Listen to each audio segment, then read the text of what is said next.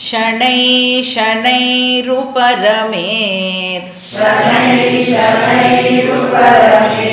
बुद्ध्या धृतिगृहीतया आत्मसंस्थं मनः कृत्वा न किञ्चिदपि चिन्तयेत्. ஸோ இப்போ நம்ம வந்து தியான ஸ்வரூபம் பார்த்துட்டு இருக்கோம். The actual process of meditation, எப்படி தியானம் பண்ணணும் அப்படிங்கிறதை பார்த்துட்டு வரோம். ஸோ அதுக்கு வந்து இனிஷியலாக நம்ம சென்ஸ் ஆர்கன்ஸ் எல்லாம் வித்ட்ரா பண்ணணும். அதுக்கப்புறம் வந்து மைண்டை வந்து நாம் எந்த விதமான டிஸ்டர்பன்ஸஸும் இல்லாமல் பார்த்துக்கணும். அதெல்லாம் பண்ணிவிட்டு அதுக்கப்புறம் என்ன பண்ணணும், நம்மளுடைய டீச்சிங்கை இன்வோக் பண்ணணும் அப்படின்னு பார்த்துட்டு வரோம் இல்லையா. அப்போ இந்த இந்திரிய கிராமம், குரூப் ஆஃப் இந்திரியம்மை வந்து வினியம்ய வித்ட்ரா பண்ணி, ஸோ கொஞ்சம் இந்திரியங்களெல்லாம் வச்சுட்டு எனக்கு வேண்டாததெல்லாம் மட்டும் க்ளோஸ் பண்ணிக்கலாமான்னா கிருஷ்ணர் என்ன சொல்கிறார், சமந்ததா, டோட்டலி. சரி, இப்படி எல்லாம் நான் சென்ஸ் ஆர்கன்ஸை எல்லாம் இப்போ வந்து வித்ட்ரா பண்ணினதுக்கப்புறமா ஆக்சுவல் ப்ராசஸ் ஆஃப் மெடிடேஷன் இருக்குல்ல, அதை வந்து இங்கே கிருஷ்ணர் நமக்கு சொல்கிறார். அதுதான் வந்து அந்த 25வது ஸ்லோகம். ஷனை ஷனைரு பரமே புத்தியா திருதி கிரகீதயா ஆத்மசம்ஸ்தம் மனக்கிருத்வா ந கிஞ்சித் அப்படி சிந்தையேத் அப்படின்னு சொல்கிறார். ஸோ இந்த ஸ்லோகம் வந்து ஆஃபன் கோட்டட் ஸ்லோகம் அப்படின்னு சொல்லலாம். இங்கே என்ன சொல்கிறார் அப்படின்னா, இந்த வித்ட்ராவல் இருக்குல்ல, ஒன்றுத்துலேருந்தும் நாம் வந்து விடுபடுறது வந்து இப்படி நடக்குமா அப்படின்னா அப்படி நடக்காது. எப்படி நடக்குமா, ஷனை ஷனை அப்படின்னா ஸ்லோவாக தான் இந்த வித்ட்ராவலை பண்ண முடியும். கிராஜுவலாக தான் நாம் வந்து ஒரு விஷயத்துலேருந்தும் வந்து வித்ட்ரா பண்ணிக்க முடியும். இப்போ வந்து நம்மளுடைய மைண்டு நிதித்தியாசனம் அப்படிங்கிற நேரத்தில் என்ன பண்ணணும், எதை பற்றி மைண்டு வந்து இப்போது வந்து தாட்ஸை என்டர்டெயின் பண்ணணும் அப்படின்னா ஆத்மாவை பற்றின தாட்ஸை என்டர்டெயின் பண்ணணும். இருக்கிறதுலேயே ரொம்ப சூக்ஷ்மமான ஒரு விஷயம் எது அப்படின்னா அது ஆத்மா. இப்போ ஜென்ரலி நம்ம மைண்டுக்கு என்ன பழக்கம், எதை பற்றியாவது சிந்திக்கணும் அப்படின்னா எதையாவது ஆப்ஜெக்டிஃபை பண்ணி அப்போ தான் அதால் வந்து சிந்திக்க முடியும். இல்லை, ஆப்ஜெக்ட் பற்றின விஷயத்தை தான் மைண்டுக்கு வந்து சிந்தனை பண்ணி பழக்கம்.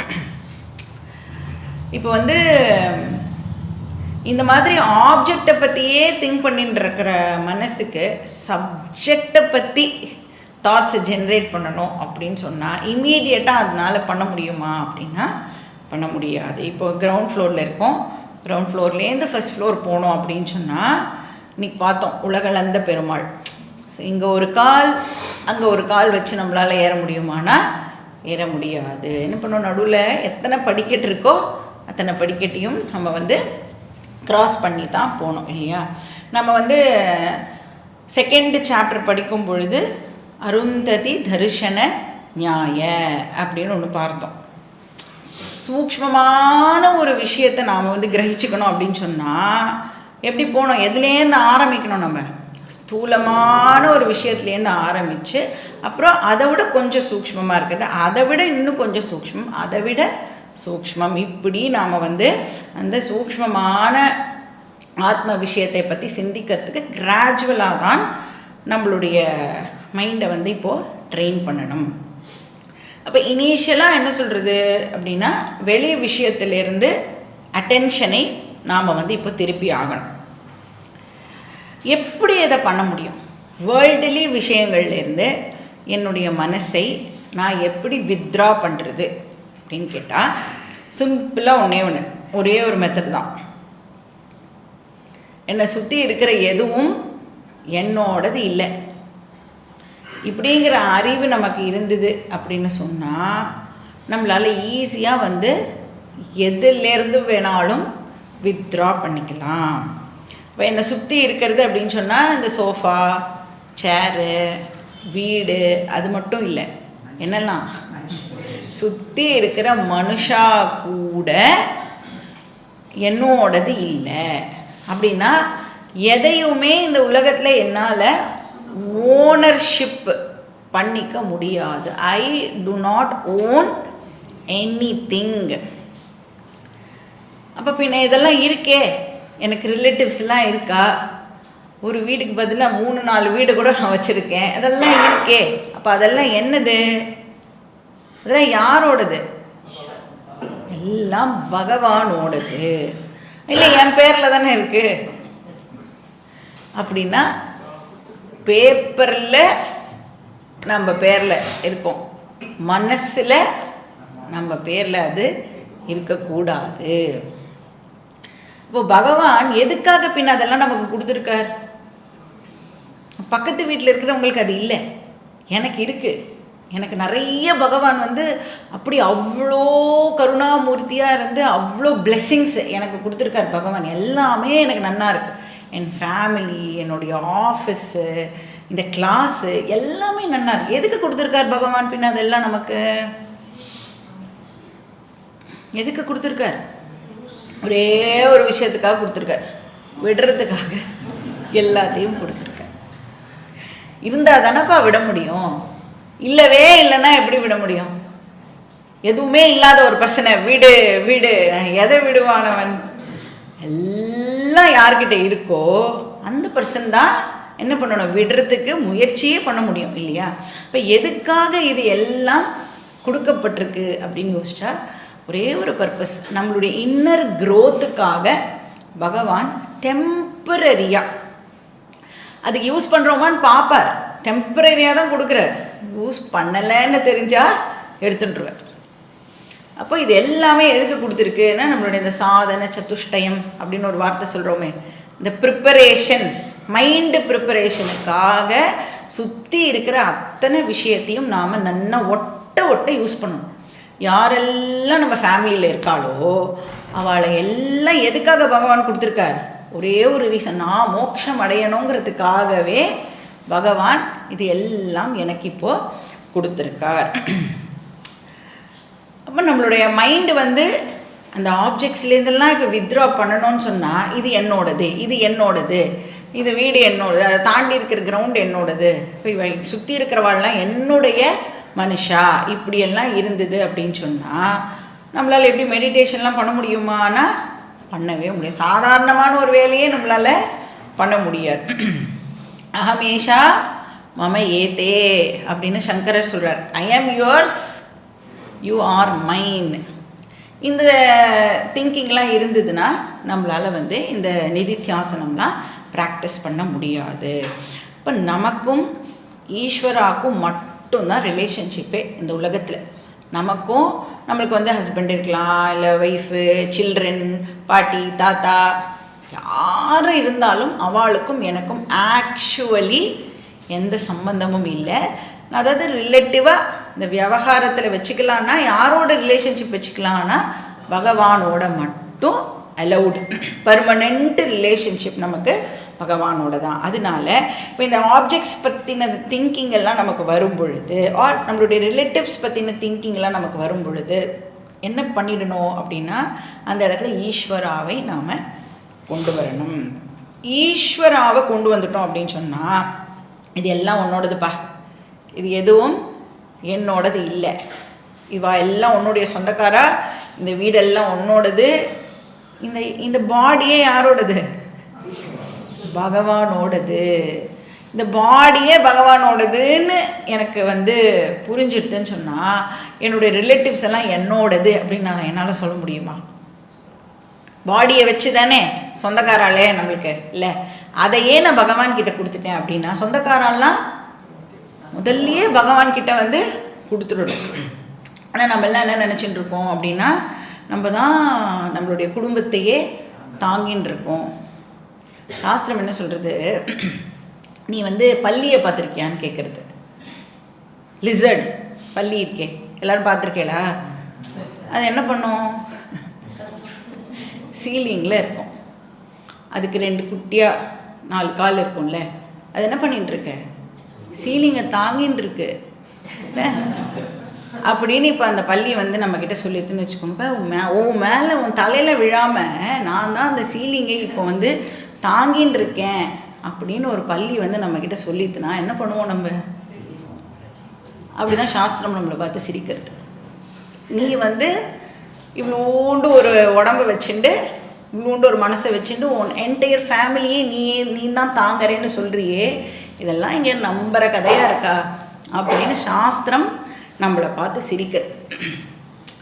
அப்போ யார் எல்லாத்தையும் காப்பாற்றின்னு இருக்கா அப்படின்னா பகவான் தான் அது எல்லாத்தையும் வந்து காப்பாற்றின்னு இருக்கார். அதனால இந்த மாதிரி ஏதாவது டிஸ்ட்ராக்ஷன்லாம் நமக்கு வந்தது அப்படின்னு சொன்னால் இமீடியட்டாக நாம் வந்து பகவானை அங்கே எடுத்துட்டு வரணும்.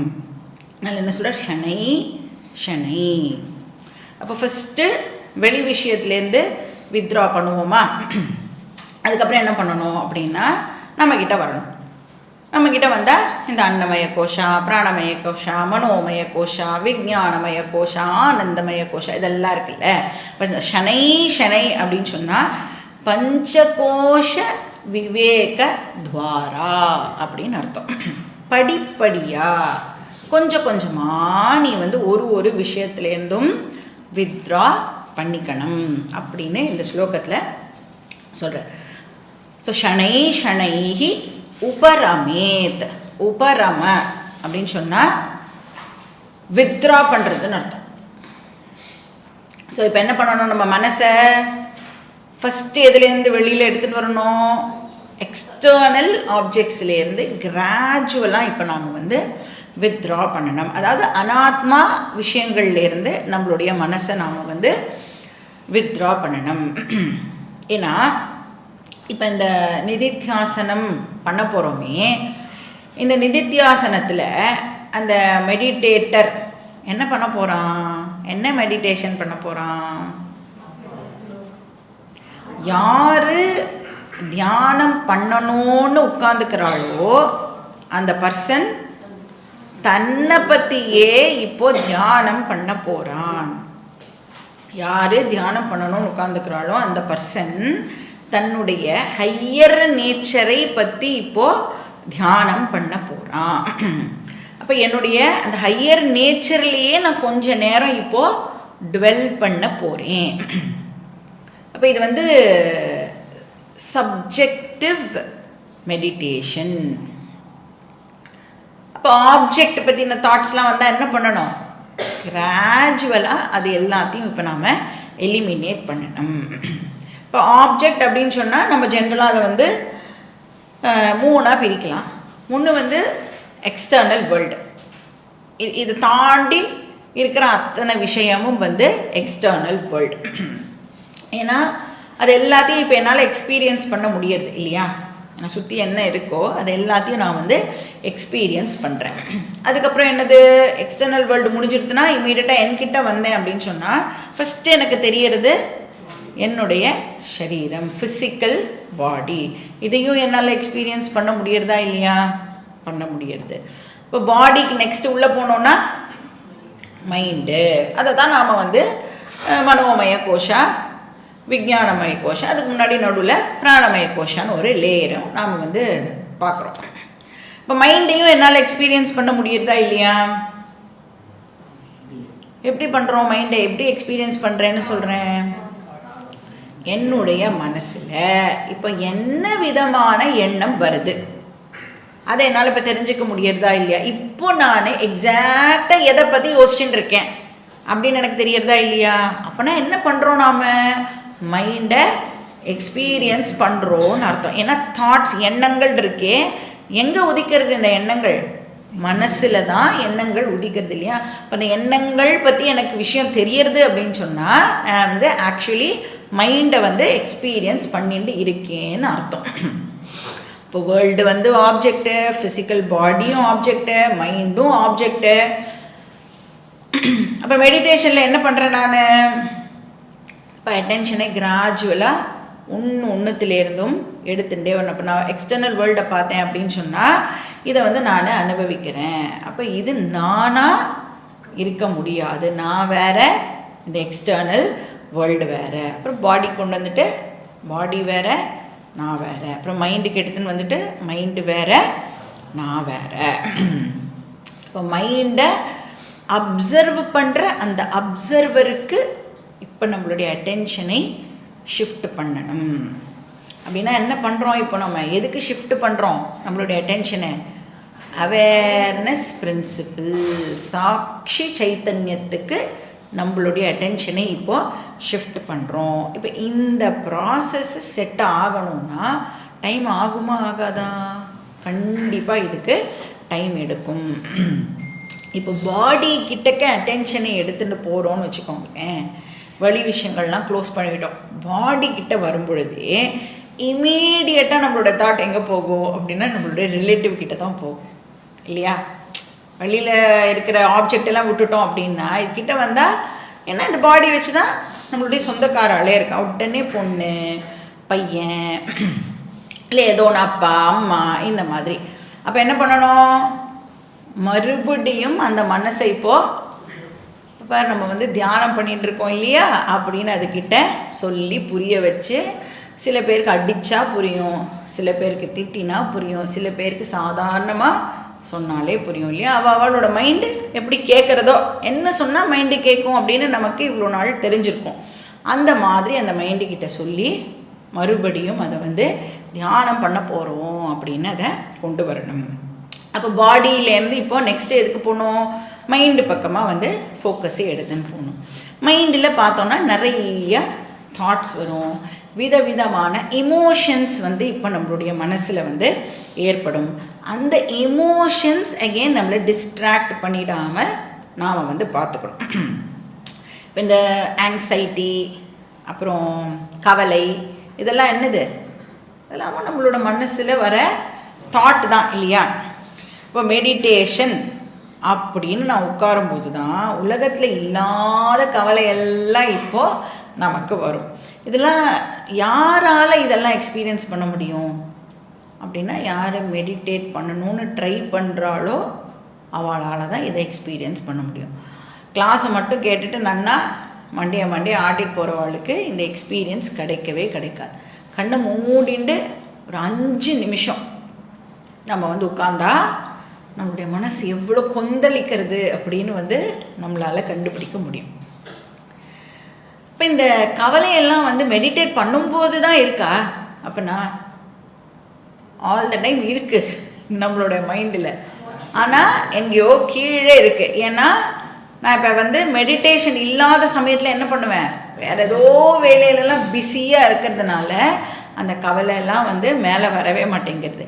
இப்போ இந்த எக்ஸ்டர்னல் வேர்ல்டுலேருந்து வித்ட்ரா பண்ணிட்டேன் அப்படின்னு சொன்னால் உள்ளே இருக்கிற கவலையெல்லாம் இப்போ என்ன ஆகும்?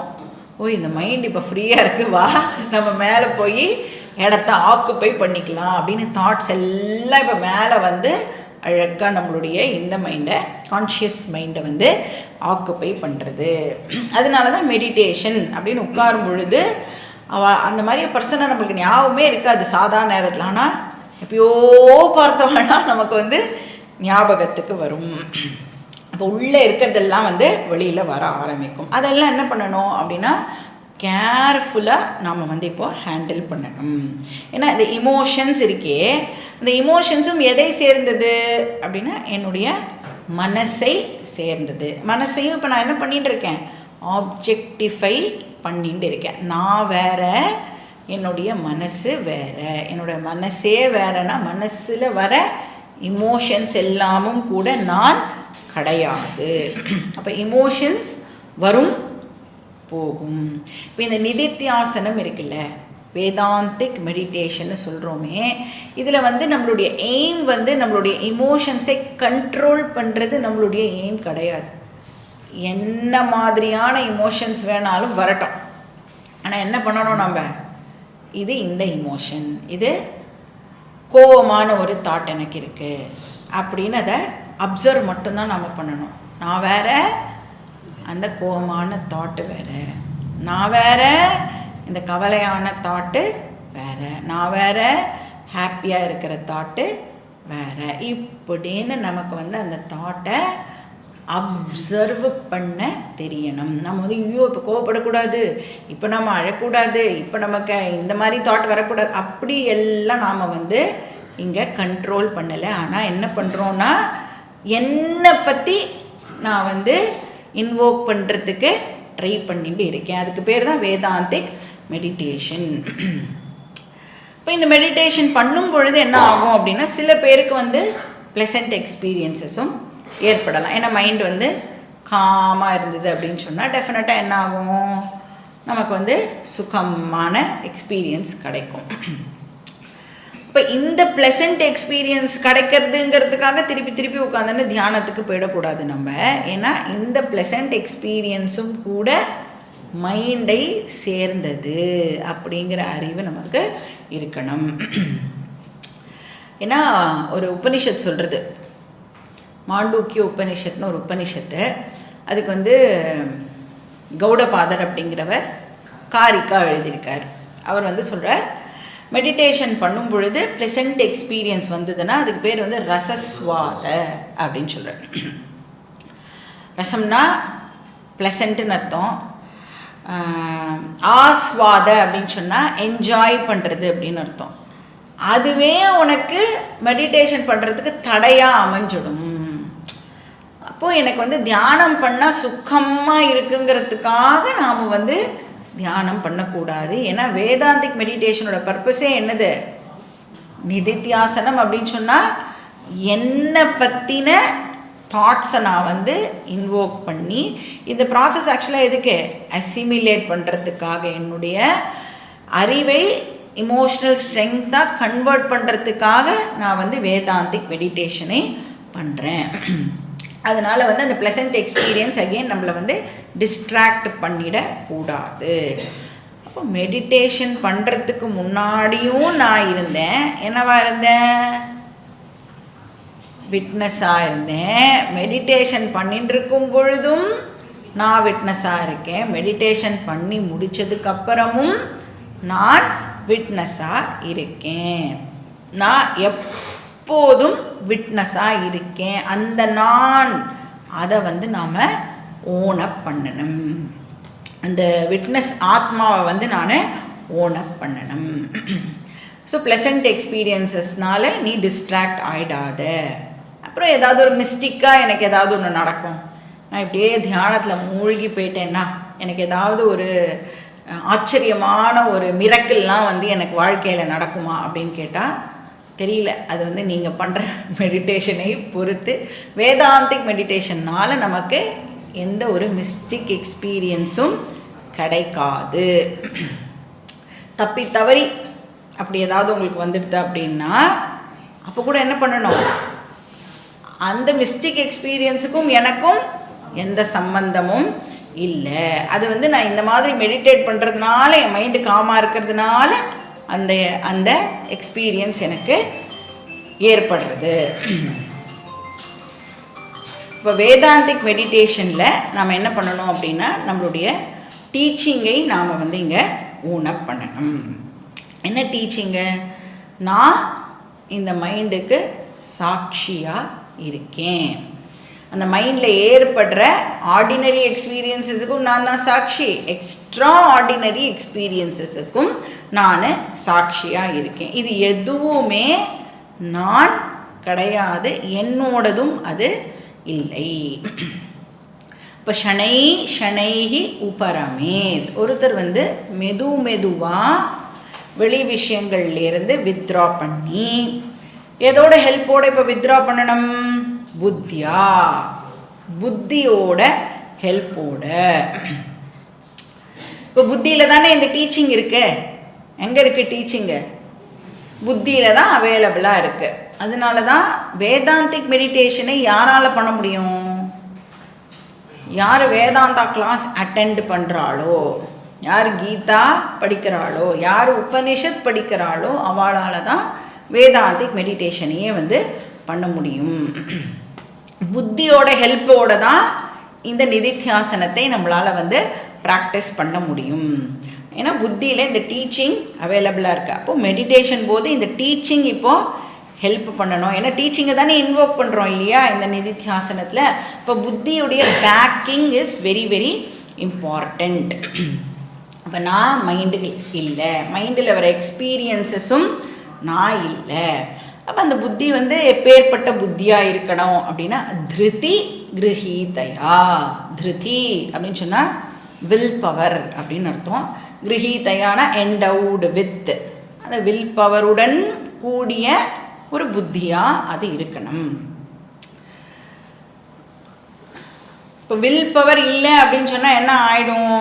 ஏதாவது ஒரு எக்ஸ்பீரியன்ஸ் வந்தது அப்படின்னா அதுக்கு பின்னாடியே மனசு இப்போது இந்த எக்ஸ்பீரியன்ஸ்னால டிஸ்ட்ராக்ட் ஆகி அது பின்னாடி போக ஆரம்பிச்சிடும். அதனால் அந்த திருதி அப்படிங்கிறது வெரி வெரி இம்பார்ட்டண்ட். இப்போ புத்தி சொல்லணும், இதுவும் ஒரு எக்ஸ்பீரியன்ஸ், இதுக்கும் எனக்கும் எந்த சம்பந்தமும் இல்லை அப்படின்னு அந்த டீச்சிங்கை இப்போ வந்து புத்தி நமக்கு இன்வோக் பண்ணணும். அந்த எக்ஸ்பீரியன்ஸஸ் எல்லாம் வந்து அனாத்மாவுக்கு கீழே வந்துடும். அப்படி எல்லாம் இப்போ புத்தி வந்து நமக்கு சொல்லி மெடிடேஷன் போது ஹெல்ப் பண்ணணும். ஸோ அதனால் கிருஷ்ணர் என்ன சொல்கிறார், அந்த வில் பவருடன் கூடிய புத்தியோட ஹெல்ப்போட நீ வந்து அனாத்மா விஷயங்கள்லேருந்து வித்ரா பண்ணு. வித்ரா பண்ணி என்ன பண்ணணும்?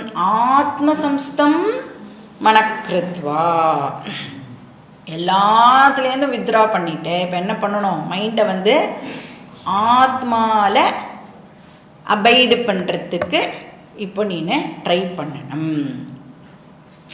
இப்போ வந்து இந்த ஃபோன் இருக்குல்ல, இப்போ இந்த ஃபோன் எங்கே இருக்குது? எது மேலே இருக்குது? டேபிள் மேலே இருக்கா? சரி, ஓகே. டெஸ்க்கு மேலே வந்து ஃபோன் வந்து இப்போது ரெஸ்ட் ஆகின்னு இருக்கு. இப்போது ஃபோனை எடுத்து இங்கே வச்சுட்டேன்னா சீட்டு மேலே வந்து ஃபோன் இப்போது ரெஸ்ட் ஆகின்னு இருக்கு. அது மாதிரி இப்போ என்னோடய மைண்டு எங்கேயோ இருக்குது. நான் இப்போ என்ன பண்ணணும்? மைண்டை ஆத்மா மேலே ரெஸ்ட் பண்ணணும். எங்கேயோ இருக்குது, அதை நான் ஓடி போய் பிடிச்சின்னு வந்து ஆத்மாவையும் மைண்டையும் வந்து நல்லா ஃபெவிகால்லாம் போட்டு ஒட்டி இந்த நிதித்தியாசன டைம்லையாவது 2 பேரும் பிரியாமல் இருங்க அப்படியெல்லாம் சொல்லணுமா? அப்போ இந்த ஆத்மாவில் மைண்டை ரெஸ்ட் பண்ணு அப்படின்னு சொன்னால் இது வந்து ஒரு ஃபிசிக்கல் ஈவெண்ட்டு இல்லை. ஆத்மா எங்கே இருக்கு? ஆத்மா சர்வகதா, எல்லா இடத்துலையும் ஆத்மா வியாபிச்சு இருக்கு. அப்போ மைண்டு இப்போ எங்கே ஏதாவது எடுத்துன்னு வந்து ஆத்மாவில் ஒட்டணுமா மைண்டை? ஏன்னா ஆத்மா ஆல் பர்வேடிங்காக இருக்கிறதுனால மைண்ட் இப்போ எங்கே இருக்கு? ஆல்ரெடி அதோட தான் ஒட்டின்ட்டு இருக்கு.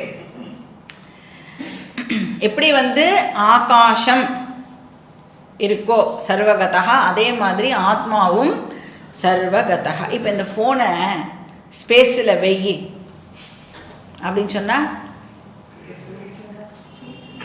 அதே மாதிரி தான் மைண்டை ஆத்மாவில் வெயி அப்படின்னா ஆல்ரெடி அங்கே தான் அது இருக்கு. அப்போ வந்து மைண்டு ஒரு பர்டிகுலர் விஷயத்தில் ரெஸ்ட் பண்ணணும் அப்படின்னு சொன்னால் என்ன அர்த்தம்? ஆக்சுவல் மீனிங் என்ன? அந்த விஷயத்தை பற்றின தாட்ஸை என்னுடைய மைண்டில் என்டர்டெயின் பண்ணணும்னு அர்த்தம். இப்போ வந்து என் மனசு முழுக்க பகவான் நிறைஞ்சு இருக்கார்ப்பா அப்படின்னா என்ன அர்த்தம்? என்ன பண்ணிட்டு இருக்கேன் நான்?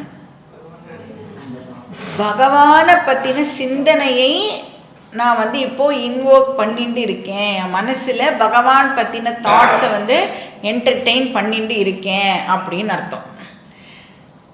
இப்போ என்னுடைய மைண்டு முழுக்க நான் போயிட்டு வந்த கேதார்நாத் நிறைஞ்சிருக்கு அப்படின்னா என்ன அர்த்தம்?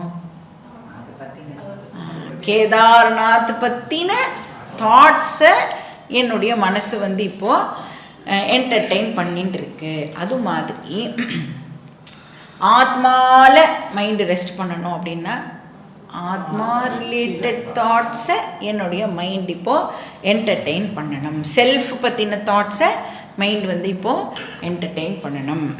இப்போ அகம் சைத்தன்ய ஸ்வரூபம் அகம் அசங்கஹா, நான் வந்து இந்த பாடி மைண்டு சென்ஸ் காம்ப்ளெக்ஸ் இதெல்லாத்தையும் பர்வேடு பண்ணுற கான்ஷியஸ்னஸ். அப்போ இந்த பாடி அப்படிங்கிறது ஜஸ்ட் ஒரு மீடியம். அப்போ என்னுடைய எக்ஸ்பீரியன்ஸஸுக்கு அது வந்து மீடியமாக இருக்குது. இந்த மீடியம் வரும், இந்த மீடியம் போகும். இந்த மீடியம் இல்லை அப்படின்னு சொன்னால் என்னால் வேர்ல்டோட டிரான்சாக்ட் பண்ண முடியாது. இந்த மீடியம் இல்லைனாலும் நான் இருப்பேனா மாட்டேனா? மீடியம் இல்லைனாலும் நான் எக்ஸிஸ்ட் ஆவேன். இப்போ ஜாக்கிரத அவஸ்தானா இப்போ நாம் இருக்கிற இந்த விழிப்பு நிலையில் இந்த மீடியம் வந்து பாடிங்கிற மீடியம் ஃபுல்லாக ஃபங்க்ஷன் ஆகிறதுனால என்னால் எல்லாரோடையும் டிரான்சாக்ஷன்லாம் பண்ண முடியுது. கனவில் என்ன ஆகுறது? வெளி வேர்ல்டோடு என்னால் டிரான்சாக்ட் பண்ண முடியாது. ஆனால் ஏன்னா என்னுடைய மீடியம் இப்போது பார்ஷியலி ஃபங்க்ஷன் பண்ணுறதுனால நான் ஒரு இன்டர்னல் வேர்ல்டோட டிரான்சாக்ஷன்லாம் வச்சுட்டுருக்கேன். நல்லா தூங்கி போயிட்டேன்னா சுஷுப்தி அவஸ்தாவில் என்ன ஆகிறது? இந்த மீடியம் கம்ப்ளீட்டாக ஃபங்க்ஷன் பண்ணுறத நிறுத்திடுறது. அதனால என்னால் வந்து வெளி உலகத்தை எக்ஸ்பீரியன்ஸ் பண்ண முடியலை. அப்போ எக்ஸ்பீரியன்ஸ் வர்றது, எக்ஸ்பீரியன்ஸ் போகிறது. ஆனால் எக்ஸ்பீரியன்சர் நான் கண்டினியூவஸாக எக்ஸ்பீரியன்ஸ் இருக்கும்போதும் இருக்கேன், எக்ஸ்பீரியன்ஸ் இல்லாத போதும் நான் அவைலபிளாக இருக்கேன். அப்போ அகம் நித்யஹா, அகம் சர்வகதா, அகம் நிஷ்கலஹா, அகம் நிர்மலா. என்னெல்லாம் வார்த்தை உங்களுக்கு தெரியுமோ, நீங்கள் படிச்சிருக்கீங்களோ, அதெல்லாம் நாம் வந்து இங்கே போட்டுக்கலாம். இப்படி எல்லாம் உங்களுடைய மனசில் இந்த மாதிரியான தாட்ஸ் வந்தது அப்படின்னு சொன்னால் என்ன அர்த்தம்? மைண்ட் இஸ் அபைடிங் இன் ஆத்மா அப்படின்னு அர்த்தம்.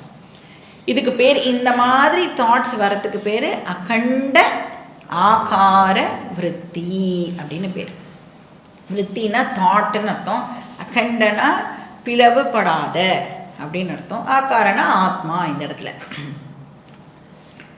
ஏன்னா இங்கே வந்து இந்த மாதிரி நம்ம தாட்ஸை வந்து என்டர்டெயின் பண்ணும் பொழுது இங்கே சப்ஜெக்டுக்கும் ஆப்ஜெக்டுக்கும் வந்து எந்த விதமான டிவிஷனும் இல்லை. மெடிடேட்டருக்கும் அந்த மெடிடேட்டர் எதை பற்றி மெடிடேட் பண்ணுறாங்கிறதுக்கும் இந்த இடத்துல வந்து வித்தியாசம் இல்லை. ஏன்? யார் இப்போது மெடிடேட் பண்ணுறா? நான் மெடிடேட் பண்ணுறேன். எதை பற்றி மெடிடேட் பண்ணுறேன்? என்னை பற்றி மெடிடேட் பண்ணுறேன். அதனால சப்ஜெக்ட் ஆப்ஜெக்ட் டிவிஷன் இங்கே இல்லை. ஸோ ஆத்ம சம்ஸ்தம் மனக்கிருத்வா, உன்னை பற்றின தாட்ஸை நீ வந்து என்டர்டெயின் பண்ணு அப்படின்னு சொல்கிறார். அப்புறம் என்ன பண்ணணும்? கிஞ்சிதபி சிந்தையேத், ந கிஞ்சிதபி சிந்தையேத். கிஞ்சிதபி ந சிந்தையேத்னு போட்டுக்கணும். அப்படின்னா என்ன அர்த்தம்? கிஞ்சித்து அப்படின்னா கொஞ்சம் கூட வேற எந்த விஷயத்தையும் நீனு ஞாபகப்படுத்தின்றாத. உன்னுடைய மனசில் ஆத்மாவை பற்றின தாட்ஸை தவிர வேற எந்த தாட்டையும் நீனு என்டர்டெயின் பண்ணாத. அதெல்லாம் உன்னை டிஸ்டர்ப் பண்ணுறதுக்கு நீனு அலோவ் பண்ணாத, டிஸ்ட்ராக்ட் ஆயிடாத அப்படின்னு சொல்கிறேன். ஸோ எனிதிங் அதர் தென் ஆத்மான்னு அர்த்தம் இந்த இடத்துல கிஞ்சிதபி அப்படின்னா. அப்போது ந சிந்தையேத் அப்படின்னா சில பேர் வந்து அந்த தாட்லெஸ்னஸ் அப்படின்னு தப்பாக எடுத்துட்டுருவோம். அதாவது தாட்டே நம்மளுடைய மனசில் வராமல் ஸ்டில்லாக நம்மளுடைய மைண்டை வச்சுக்கணும் அப்படின்னு தப்பாக எடுத்துப்பா. ஆனால் வேதாந்திக் மெடிடேஷனை பொறுத்த வரைக்கும் நம்ம தாட்லெஸ்னஸை என்கரேஜ் பண்ணுறது இல்லை. ஆனால் என்ன சொல்கிறோம்? ஆத்மா இல்லாத வேறு தாட்ஸை நீனு என்டர்டெயின் பண்ணாத, செல்ஃப் பற்றின தாட்ஸை என்டர்டெயின் பண்ணு. அப்படி வந்து ஆத்மா இல்லாமல் வேறு ஏதாவதெல்லாம் தாட்ஸ் வந்து அதில் நீங்கள் வந்து டுவெல் பண்ணேல் அப்படின்னு சொன்னால் அதுவும் சமாதி தானே. வேறு எதையோ பற்றி ஃபோக்கஸ் பண்ணி கண்டினியூஸாக என்னோடய எஃபர்ட்டே இல்லாமல் அது ரிலேட்டடாக தாட்ஸ்லாம் வந்தது அப்படின்னா அதுக்கு பேர் வந்து அந்த சமாதின்னு பேர். பிளைண்டு சமாதி, ஜட சமாதி, அஜ்ஞான சமாதி.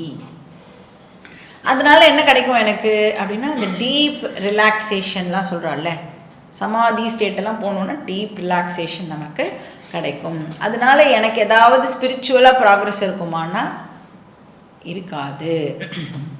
சைக்கலாஜிக்கல் பெனிஃபிட் எல்லாம் கிடைக்கும், ஃபிசிக்கல் ஹெல்த்தெல்லாம் வந்து நன்னா இருக்கும். ஆனால் வேதாந்திக் மெடிடேஷன் கொடுக்குற ரிசல்ட்டை அது கொடுக்குமான்னு கேட்டால் கொடுக்காது. ஏன்னா வேதாந்திக் மெடிடேஷன் சொல்லிட்டாலே ஆத்மாவை பற்றின தாட்ஸாக தான் அது இருக்கணும். ஸோ ஆத்மசம்ஸ்தம் மனக்கிருத்வா, ஆத்மா சென்ட்ரிக் தாட்ஸை நீ என்டர்டெயின் பண்ணு அப்படின்னு இந்த ஸ்லோகத்தில்